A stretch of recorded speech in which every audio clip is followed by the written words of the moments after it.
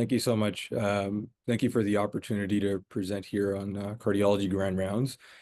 So the topic for today is really an update on the 2023 CCS guidelines with respect to the management of patients with a prolonged QT interval. I'll try to fit in as much as possible because it's an extensive topic, but if there are any questions or comments, we'll try to reserve them to the end. So I have no conflicts of interest. In terms of the objectives for the presentation, firstly, we'll discuss the physiology and manual measurement of the QT interval and associated pitfalls. We'll talk about the diagnosis and management of both acquired and congenital long QT and discuss diagnostic modalities, including genetic and exercise testing. And then a little bit more niche, but discuss both pregnancy, pediatric, and childhood considerations in the setting of congenital long QT. So to start off with a case, we had a 35-year-old female with an out-of-hospital cardiac arrest while taking ziprasidone, which is a typical antipsychotic for refractory psychosis. Paramedics defibrillate her on scene, and then she's admitted to the CCU with targeted temperature management, during which time she remains in sinus rhythm with a heart rate of 50 beats per minute. Her QTC was prolonged at 620 milliseconds, and she has ongoing interspersed runs of torsades. So the first point of discussion is what exactly is the QT interval?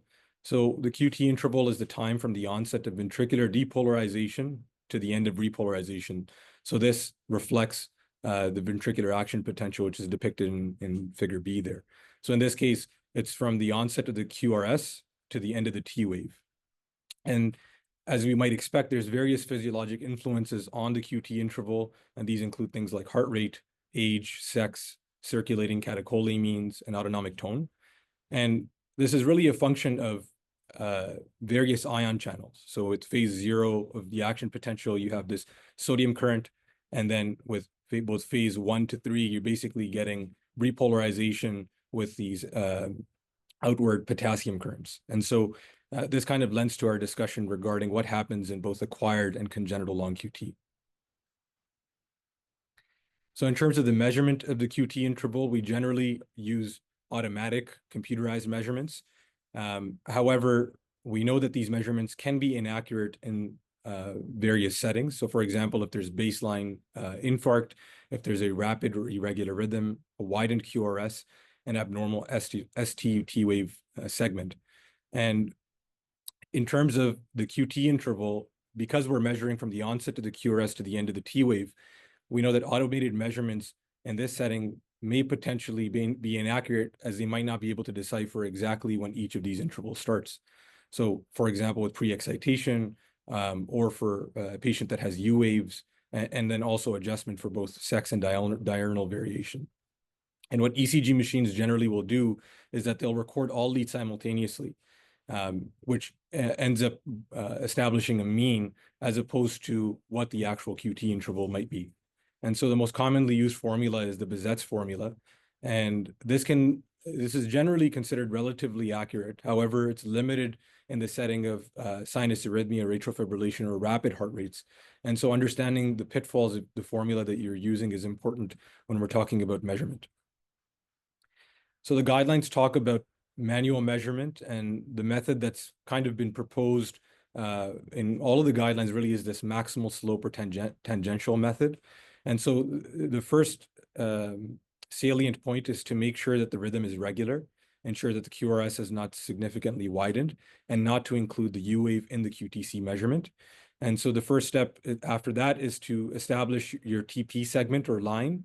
So you draw a horizontal line, and then you create a perpendicular segment that corresponds to the maximal slope of the T wave.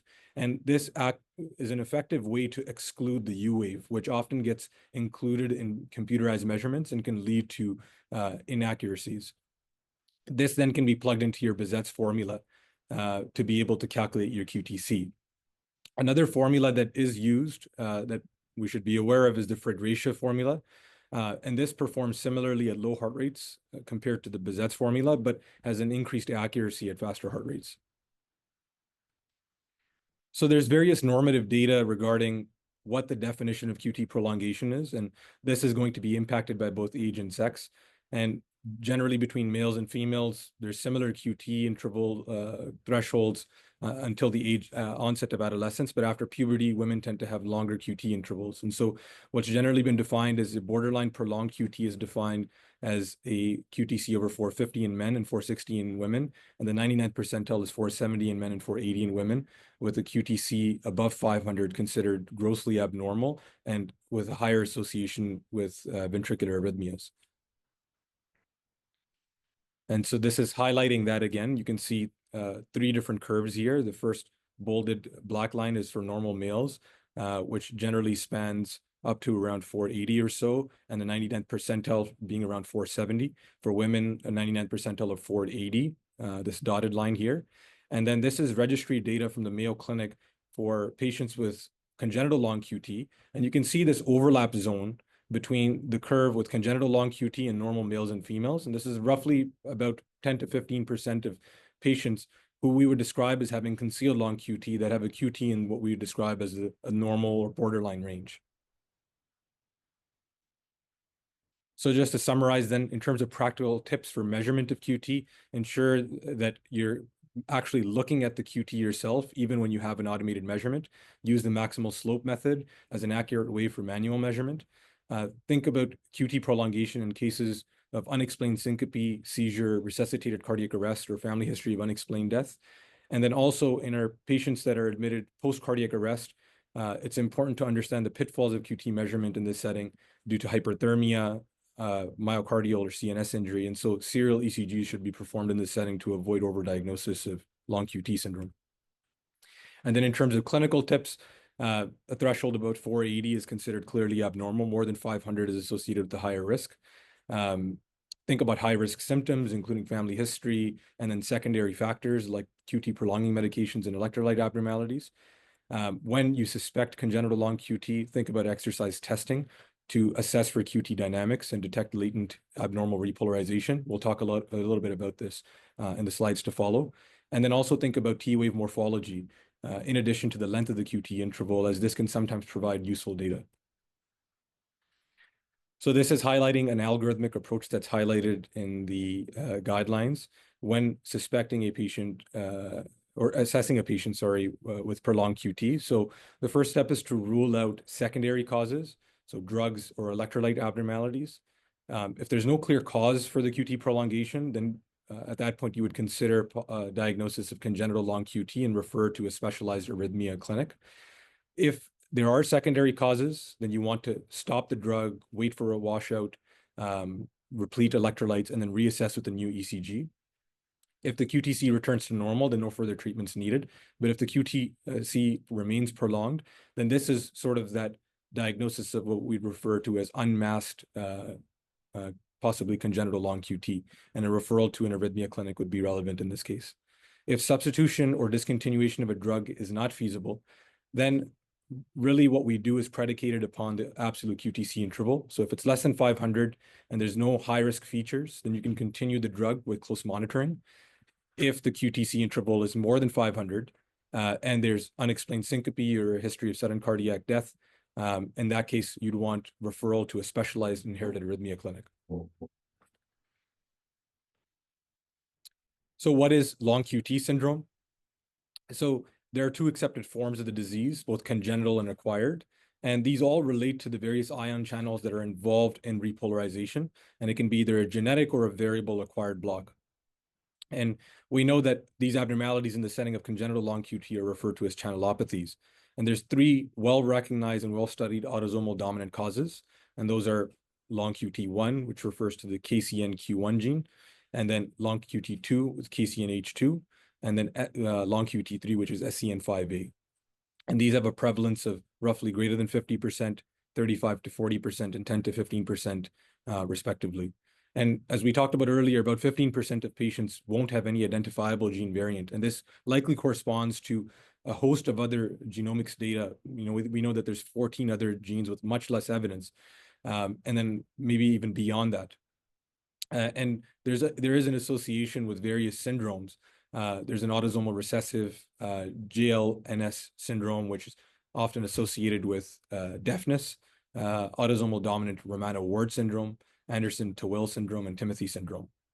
And so if you have patients that present with deafness or profound muscle weakness or seizures in addition to prolonged QT, it's important to think about these syndrome entities. And the reason we even care is because long QT is associated with polymorphic VT called torsades, and this results from early after depolarizations that result in triggered activity and reentry. And an important highlight regarding any patient that presents with arrhythmia or syncope is that most patients with syncope won't have long QT, and conversely, not all patients that actually have clinical long QT will develop symptoms.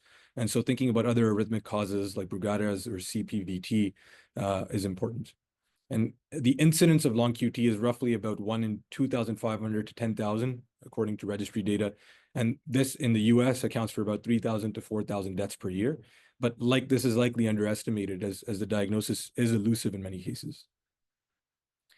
This is just kind of demonstrating sort of this classic pattern with a short, long, short phenomenon, and then the onset of torsades.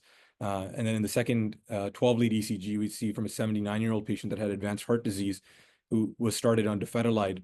There was an abnormal QT interval. We see the pause that followed a premature beat, and then abnormal repolarization, and then another pause, and then a more sustained run of polymorphic VT. This here is kind of summarizing what I've talked about with the 3 types of congenital long QT. So just to summarize again, type 1, as we talked about, this is, really with respect to the IKR channels, and so results in prolongation of the action potential and QT prolongation. I'll go through what the classic ECG type is shortly.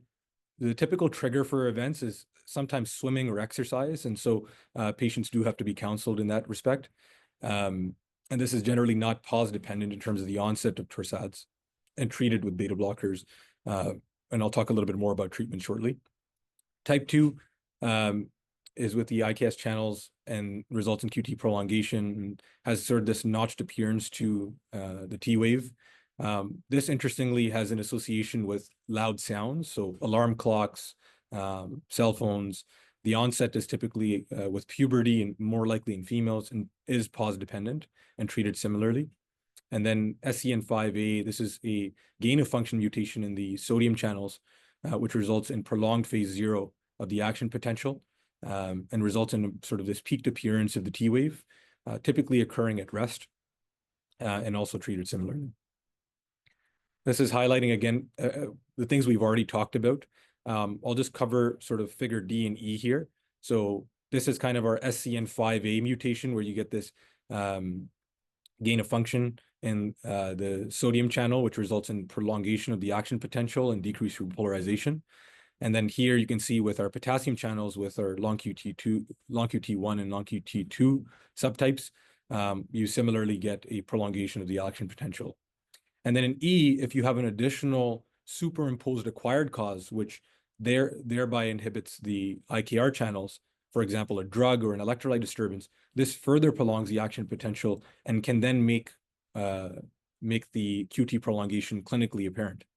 And so this is what we see with early after depolarizations and triggered beats, which then result in a sustained arrhythmia like torsades. So just to summarize then, the diagnosis by history would be when you think about syncope, seizure, cardiac events, or sudden death, always think about family history. An important question to ask, we classically will ask about sudden cardiac death, but it's also important to ask about unexplained deaths in the family. So things like unexplained drownings, single vehicle motor collisions, or unprovoked seizures. Ask about triggers like adrenergic situations, exertion, emotional stress, and loud noises. And then important to think about the syndromes we've mentioned, where patients have deafness or muscle weakness that may be associated with those syndromes. Always acquire an ECG, look at the QTC interval, and always think about manual measurement if you suspect inaccurate computerized measurement. And then we'll talk about this in more detail. Exercise treadmill testing is sort of the gold standard to assess for QT dynamics, and this will help to determine if a borderline prolonged QT is actually related to an acquired cause, as possibly a congenital cause. And then a referral to a specialized inherited arrhythmia clinic, and then genetic testing. So as I mentioned, these classic ECG patterns with long QT1, sort of this broad-based T wave, and long QT2, this notch T wave, and then more of a peak T wave appearance with long QT3. So exercise ECG testing, the first step is to get a stand-up ECG, and we observe with the various subtypes of long QT paradoxical lengthening of the QT interval. And then when you perform exercise testing, it's important to also perform testing 4 to 5 minutes into recovery as well. And a QTC above 480 is considered diagnostic. What's expected with long QT1 is the QT will prolong during exercise and then remain prolonged into recovery. With long QT2, the QT will prolong early in exercise and late in recovery, but can normalize at peak exercise. And long QT3 is a little bit more variable in that it does not prolong substantially with exercise or into recovery. So here, this is a figure kind of showing exercise testing in a patient, in 3 different patients. The first one is a control.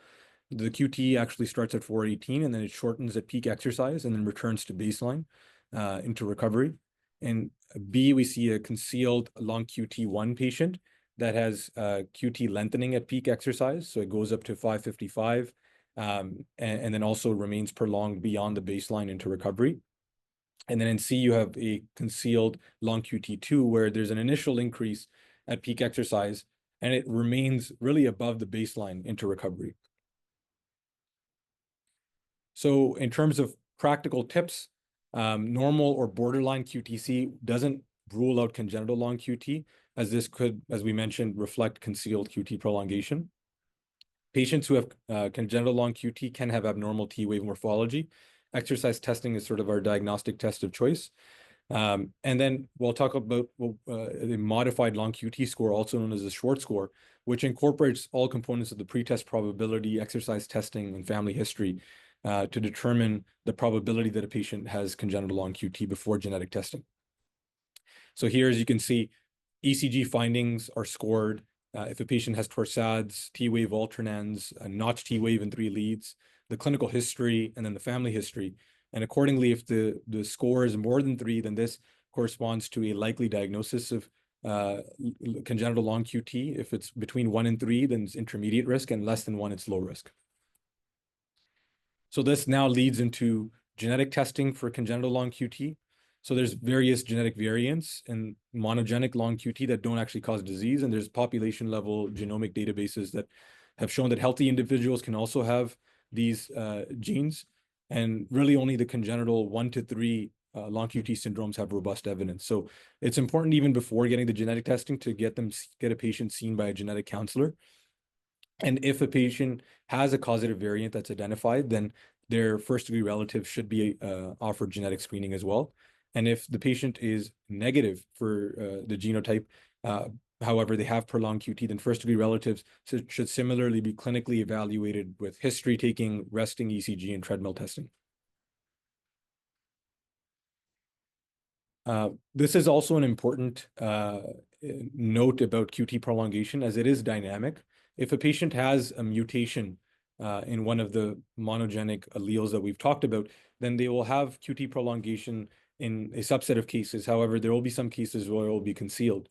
However, if you add on top of that various acquired causes like drugs or potassium depletion, then they may become more clinically apparent. However, there is this redundancy with the expression of many of these ion channels as well, where protective alleles or double expression of certain channels can actually work in the opposite direction and again make the QT prolongation subclinical.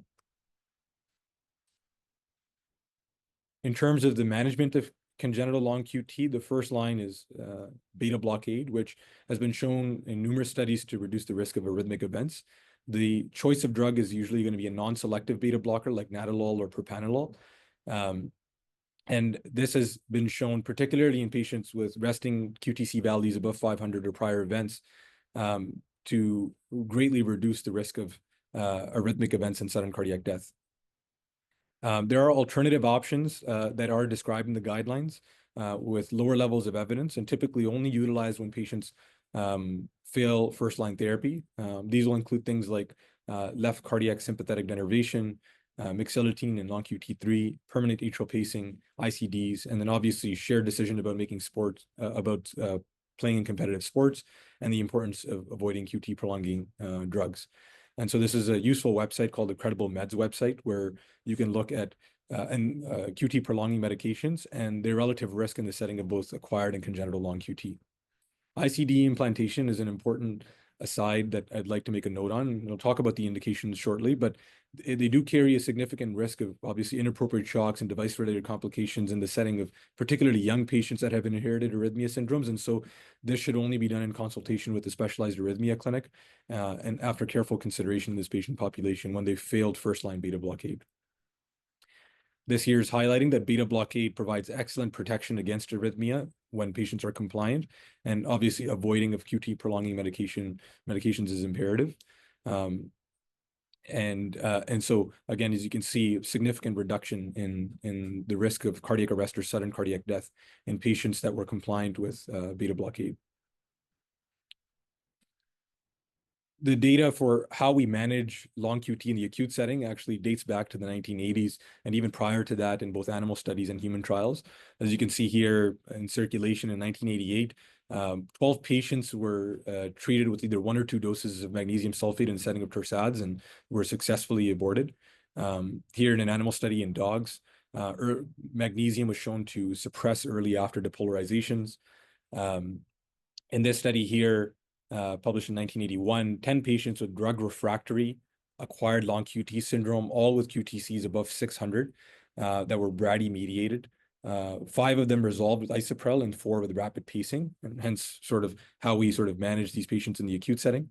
And then last year, in 1991 in circulation, 30 congenital long QT patients who had recurrent events received a permanent pacemaker and had either atrial or ventricular pacing, and that decreased the event risk for these patients, and then also decreased the QTC interval from 590 milliseconds to a mean of 460 milliseconds. So this is summarized here in how we deal with patient with torsades in the acute setting.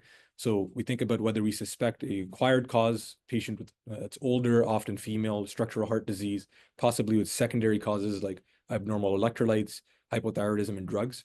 And so you reverse the long QT factors, you administer potassium and magnesium, you consider the use of Isoprel or transvenous pacing. And then in congenital cases where it's a younger patient with no structural disease and no family history and no secondary causes, the use of non-selective beta blockers is first line in transvenous pacing in refractory cases.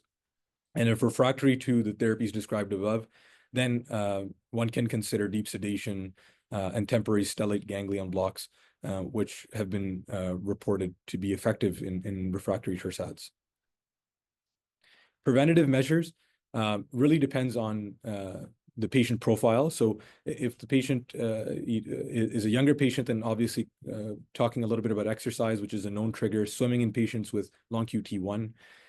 However, generally the risk from exercise is quite low if the patient is compliant with beta blocker therapy. If there's a discussion about competitive sports, then that should be shared decision-making between patients, families, and their arrhythmia specialist. Loud noises like alarm clocks and long QT2 and discussing how that can be minimized for those patients. The availability of external defibrillators in the setting of competitive sports, and then a resuscitation plan should be pre-discussed for patients who are participating in sports as well as in other settings. The indications for ICD implantation are really mostly derived from the ESC, ACC, and AHA guidelines. In the CCS guidelines, really it's more in the setting of secondary prevention, so patients with non-fatal cardiac arrest and patients with syncope while on beta blocker therapy. However, the other guidelines do describe primary prevention, and this is really in consultation with an arrhythmia specialist. So they have lower levels of evidence where QTC is above 550 and it's not long QT1. And long QT2 patients that are females with the QTC above 500 with or without symptoms. In GLNS syndrome, and then a strong family history of long QT syndrome. This study published in JACC looked at the effectiveness of ICDs to reduce mortality in patients with long QT syndrome, really defined by classic ICD indications. So they included about 3,000 patients from the Rochester registry who had QTCs above 470, and they looked at all-cause mortality before 50 years of age, sudden cardiac death in these patients. And what they found was that ICD therapy was actually associated with a lower risk of all-cause mortality, almost a 46% relative risk reduction, as well as all-cause mortality censored at the age of 50 years, and sudden cardiac death as well. And this study actually provided supporting ICD implantation in patients that had high risk of long QT syndrome. There's some important surgical considerations. So perioperatively, patients should be continued on beta blockers. Anesthetist should ensure that electrolytes are normalized in the setting of surgery. And then certain volatile anesthetic agents like sevoflurane and depolarizing agents like succinylcholine should be avoided to the greatest degree possible, as they can significantly prolong the QT. So in terms of our case, so this patient was initially presumed to be secondary due to the ziprasidone, which is a typical antipsychotic associated with long QT. The patient had their electrolytes replaced, but they had continued to have recurrent runs of torsades, and so a transvenous pacer was inserted, and the patient was paced at 130 beats per minute to suppress the torsades. The QTC in this setting decreased to 500 milliseconds from a baseline of 620 milliseconds, and ultimately the patient stabilized and was discharged, and the TVP was removed. And then follow-up genetic testing revealed a KCNH2 mutation. And so this was a case of actually unmasked congenital long QT that was exacerbated with the use of a typical antipsychotic like ziprasidone. So now case 2, we have a patient that's 32 G1P0 that has a secondary prevention ICD for a gene-positive long QT2 in the setting of prior syncopal episodes, and she's on Nadolol during pregnancy.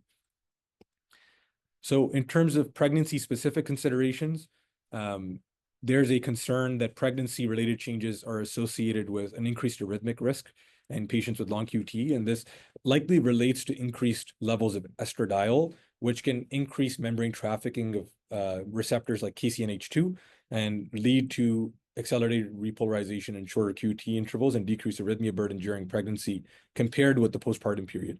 So importantly, the risk actually isn't elevated during pregnancy, but postpartum, when there's less membrane trafficking of KCNH2, the risk, particularly with long QT2, actually increases. And with beta blocker use, there is a small risk of intrauterine growth restriction. However, this is mostly in case reports. The overwhelming data is that beta blockers are generally safe for use both during pregnancy and after pregnancy. The recommendations as per the guidelines are to continue it throughout pregnancy, avoid switching beta blockers, and utilize non-selective beta blockers. However, the neonate should be monitored for bradycardia, hypotension, and hypoglycemia. Vaginal delivery is safe, but labor time should be minimized to avoid adrenergic surges, and use of anesthetic drugs with C-sections should be cautionary. Other important points about pregnancy is that, particularly in early pregnancy with the risk of hyperemesis, providers should be aware of potential QT prolonging effects of antiemetics. In addition to that, obviously with significant emesis, there can be electrolyte disturbances that can further prolong the QT. And so patients that do have high risk long QT, hospital admission should be considered in those cases so that frequent QT assessments can be made. In terms of ICD implantation, the indications are the same as for the general population. However, ICD implantation should probably be performed before conception to avoid radiation exposure to the fetus. Regular ICD checks are important and recommended throughout the course of pregnancy and postpartum. And programming for ICD should include long detection periods and ATP to avoid unnecessary shocks. A labor and delivery plan is also important, and I'll talk a little bit about this, but having magnet availability on the OB ward, antiarrhythmic medication availability during electrical storm, potentially cardiology consultation when the patient is admitted in labor, and then consideration of turning off therapies during C-sections to avoid inappropriate shocks where you may get oversensing of uterine contractions.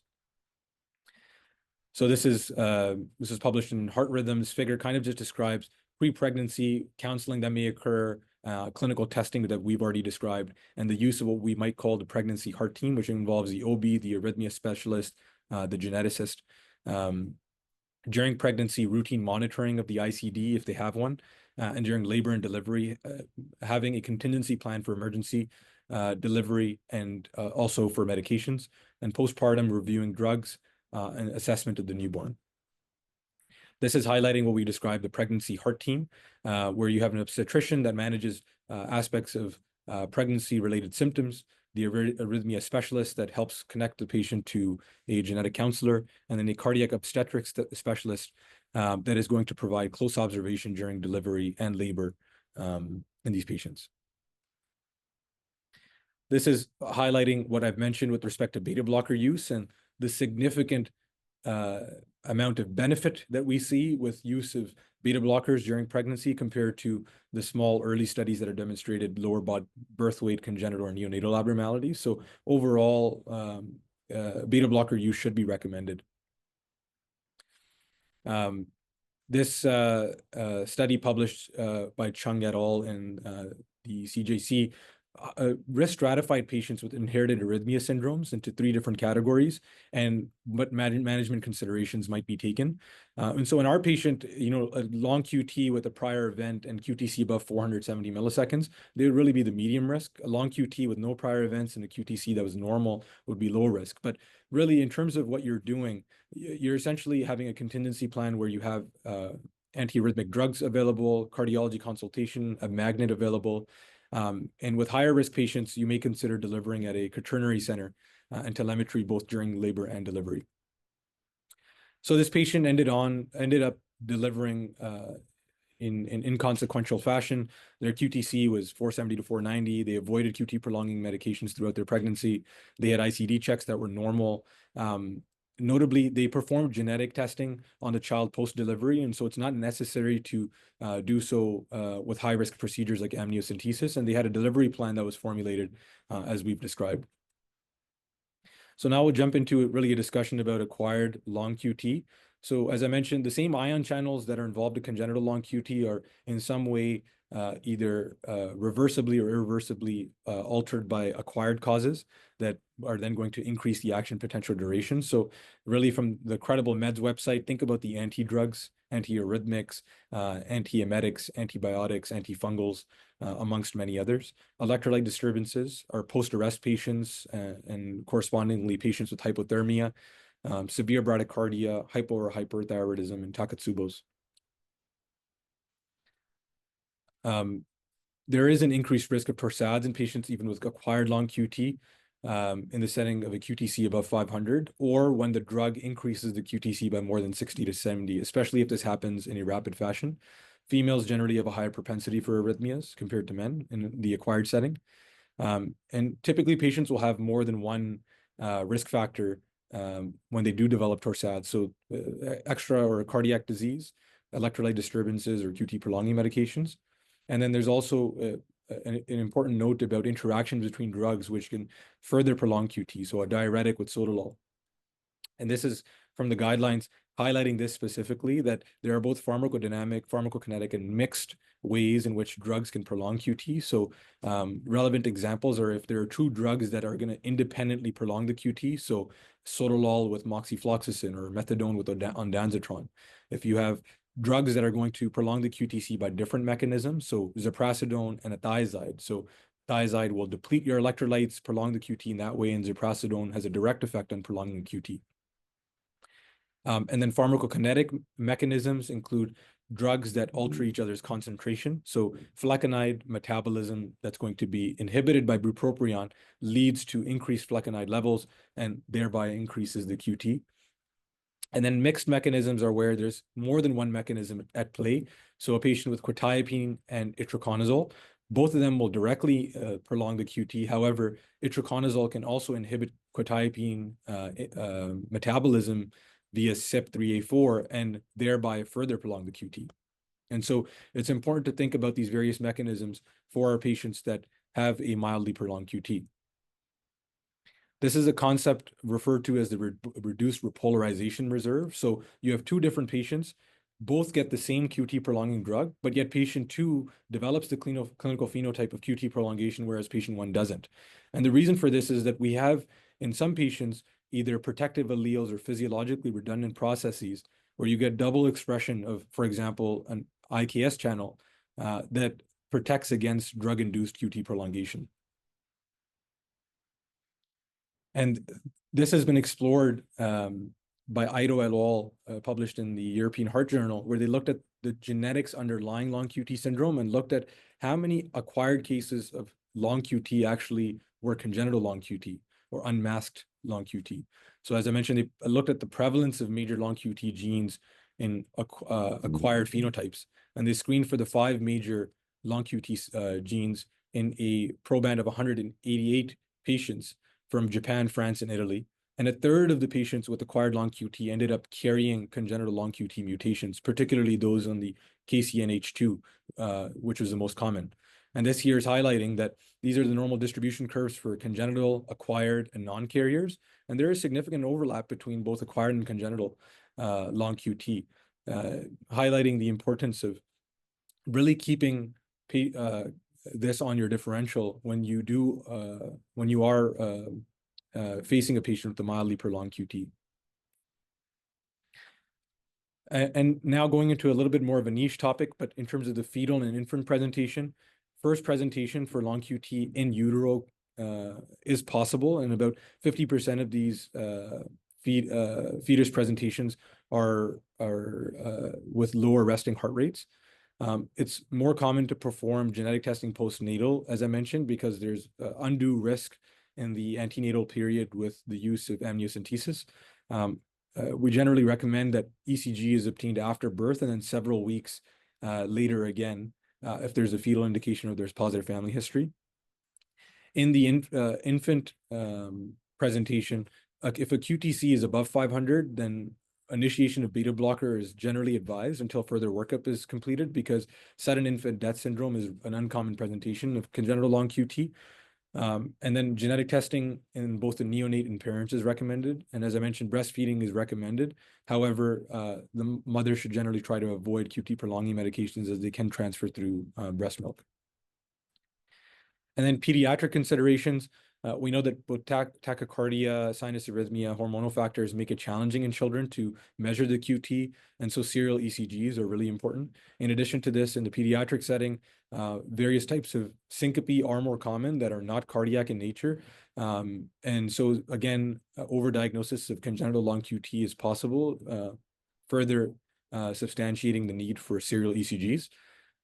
Most patients can be managed with beta blockers. Generally, ICD implantation is a complex shared decision with an arrhythmia specialist. However, if patients are refractory, then this can be considered. And physical activity and participation in sports should be promoted, but with a safety plan in place. If there's external defibrillator available, especially when it comes to swimming or significant degrees of exertion. And then genetic testing is required to, however, there should be adequate informed consent to advise on positive results. So those are my references, and that's it for my presentation. I'll take any questions and feedback from the audience at this time. Okay, Shamon, thank you so much for this very comprehensive round, and we'll turn it to the audience for questions, but maybe I'll start with one. So for the guidelines, Canadian guidelines, is this the first one on QT interval, or is it an update from a previous one? And if so, any major changes in the recommendations? Yeah, so it is an update. So this I tried to incorporate highlights from the prior guideline. The major updates are with respect to in the setting of pregnancy, fetal, and pediatric presentations, and that was really the majority of the update. In addition to that, there's also been an update with respect to additional data that's come out with concealed long QT and how to approach these patients. And so that's really where a lot more data has come out in recent years. But outside of that, in terms of the indications for ICD implantation and arrhythmia, those are from the prior guidelines. Thank you. Any questions from anyone? So I have with regard to for the non-electrophysiologists, I mean, we may not see the hardcore sudden cardiac death or syncope with a very long QT interval, but from time to time get a consult on patients with, let's say, 490 QT interval, and they want a cardiology blessing before starting an antipsychotic or so. It's not uncommon in out or inpatient setting. So can you just maybe give us a guide into the best approach in view of the guidelines? Yeah. So I think I'll go back to a slide that I described in the guidelines. Like, would you start or not, or any? So this kind of algorithmic approach I find is useful in this setting.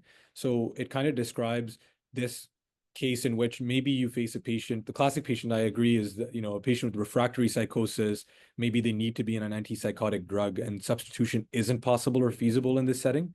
And so when you have a QT that's prolonged, really it's based on clinical history. So if the patient has a family history, a history of sudden unexplained cardiac death, then and their QTC is less than 500, then it's the guidelines say that it's okay to continue the drug with close monitoring. So on serial ECGs to ensure that the QTC doesn't go above 500. However, if the QTC was above 500 and or there's a history of unexplained syncope or family history that's concerning, then the referral should be made at that point to a specialized arrhythmia clinic to consolidate care along with a psychiatrist. So that kind of doesn't fall through the cracks. So I think that's an important observation. Thank you. Okay, we have a question from the same ICE ward cardiology. Go ahead. Hey, Shamon, it's Egan Peters. I was your CNG on call at Sunnybrook a few months ago. Thanks for the great presentation. That was really helpful for me. I was just wondering, I think I remember one of your slides that was saying that transvenous pacing wasn't indicated for an acute prolonged QT. But then in that case, I think the patient ended up being getting TVP after they were refractory to mag sulfate. Did I miss something, or am I misunderstanding the treatment algorithm there? So let me just go to the algorithm and then clarify. So are you referring to this? Yeah, exactly. So in this case, what they suspected initially was that the patient had an acquired cause, right? So the patient was on ziprasidone. Are you referring to that? Yeah, exactly. So they initially suspected really an acquired cause in this patient. And so once they reversed the acquired cause, the patient continued to have runs of unstable torsades. And so ultimately they paced the patient to try to suppress the torsades. And so really it was more of a strategy in lieu of the fact that they had reversed the acquired causes, but it didn't really work. And so they ended up transvenous pacing the patient to suppress the torsades. Perfect. Thanks. Appreciate that.